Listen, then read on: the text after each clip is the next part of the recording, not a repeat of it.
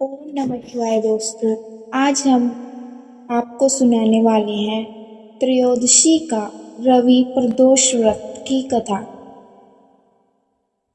रविवार के दिन यह व्रत आने के कारण इसे रवि प्रदोष व्रत कहा जाता है। प्रदोष व्रत हर महीने के दोनों पक्षों की त्रयोदशी तिथि को रखा जाता है। एक समय सर्व प्राणियों के हितार्थ परम पावन भागीरथी के तट पर ऋषि समाज द्वारा विशाल गोष्ठी का आयोजन किया गया।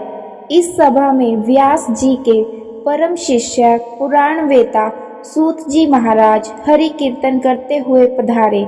सूत जी को आते हुए देखकर सौनकादि 88,000 ऋषि मुनियों ने खड़े होकर दंडवत प्रणाम किया। महाज्ञानी सूत जी ने भक्ति भाव से ऋषियों को हृदय से लगाया तथा आशीर्वाद दिया। विद्वान ऋषिगण और सब शिष्य आसन पर विराजमान हो गए। सौनकादि ऋषि ने पूछा, हे पूज्यवर महामते, कृपया यह बताने का कष्ट करें कि मंगलप्रद कष्ट निवारक यह व्रत सबसे पहले किसने किया और उसे क्या फल प्राप्त हुआ। श्री सूत जी बोले, आप सभी शिव के परम भक्त हैं। आपकी भक्ति को देखकर मैं व्रती मनुष्यों की कथा कहता हूँ, ध्यान से सुनो।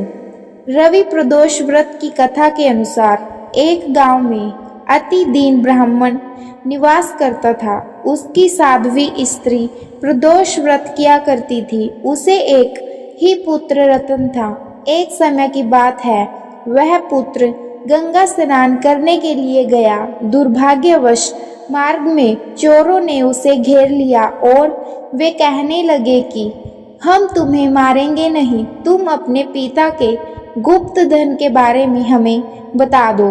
बालक दीन भाव से कहने लगा कि बंधुओ, हम अत्यंत दुखी दीन हैं, हमारे पास धन कहाँ है। तब चोरों ने कहा कि तेरे इस पोटली में क्या बंधा है। बालक ने निसंकोच कहा कि मेरी माँ ने मेरे लिए रोटियां दी हैं। यह सुनकर चोरों ने अपने साथियों से कहा कि साथियों, यह बहुत ही दीन मनुष्य दिखाई पड़ता है, अतः हम किसी और को लूटेंगे। इतना कहकर चोरों ने उस बालक को जाने दिया। बालक वहां से चलते हुए एक नगर में पहुंचा। नगर के पास एक बरगद का पेड़ था। वह बालक उसी बरगद के वृक्ष की छाया में सो गया।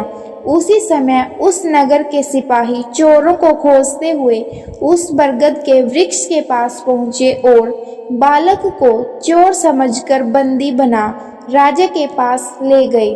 राजा ने उसे कारावास में बंद करने का आदेश दिया। ब्राह्मणी का लड़का जब घर नहीं लौटा तब उसे अपने पुत्र की बड़ी चिंता हुई। अगले दिन प्रदोष व्रत था। ब्राह्मणी ने प्रदोष व्रत किया और भगवान शंकर से मन ही मन अपने पुत्र की कुशलता की प्रार्थना करने लगी। भगवान शंकर ने उस ब्राह्मणी की प्रार्थना स्वीकार कर ली। उसी रात भगवान शंकर ने उस राजा को स्वप्न में आदेश दिया कि वह बालक चोर नहीं है, उसे प्रातःकाल छोड़ दे, अन्यथा उसका सारा राज्य वैभव नष्ट हो जाएगा। प्रातःकाल राजा ने शिवजी की आज्ञा अनुसार उस बालक को कारावास से मुक्त कर दिया। बालक ने अपनी सारी कहानी राजा को सुनाई। सारा वृतांत सुनकर राजा ने अपने सिपाहियों को उस बालक के घर भेजा और उसके माता पिता को राज दरबार में बुलाया। उसके माता पिता बहुत ही भयभीत थे कि राजा ने उन्हें भयभीत देखकर कहा कि आप भयभीत न हो, आपका बालक निर्दोष है।